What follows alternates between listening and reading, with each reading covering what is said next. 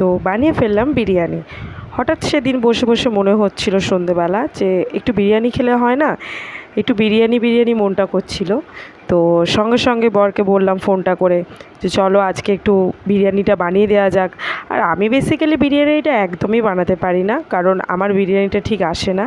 আমি আর কিছু চেষ্টা করলেও বিরিয়ানিটা ঠিক তৈরি করতে পারি না। তো আমার হাজব্যান্ড খুব ভালো বিরিয়ানি বানায়, তো সেই কারণের জন্যই ওকে বললাম যে চলো আজকে একটু বিরিয়ানিটা আমাকে বানিয়ে দাও প্লিজ। তো সেদিনকে খুবই ওর আসতে রাত হয়ে গেছিলো, তারপরেও ও চেষ্টা করে সব কিছু জোগাড় করে আমার জন্য বিরিয়ানি করে বলে সব কিছু কিনে আনলো। কিনে আনার পর 11:30, আমি তাও ভাবলাম আদৌ আজকে বিরিয়ানিটা কি হবে। সেই ভাবতে ভাবতে রাত্রির 2:30 অবধি জেগে বানালাম দুজন মিলে বিরিয়ানি। তো আমার তো খুবই এক্সাইটেড লাগছিল যে কখন বিরিয়ানিটা হবে আর আমি কখন খাবো।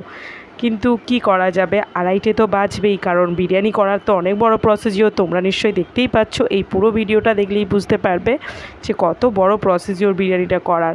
আমরা যেরকমভাবে দোকানে গিয়ে খাই, থালাটা পেতেই চলো বিরিয়ানি রেডি, আমরা পেটা করে দিলাম আর বিরিয়ানিটা চলে আসলো, একদমই সেই প্রসিজিওর নয়। অনেক বড় প্রসিজিওর বিরিয়ানি করার জন্য, তারপর গিয়ে এত সুন্দর টেস্ট হয় বিরিয়ানির।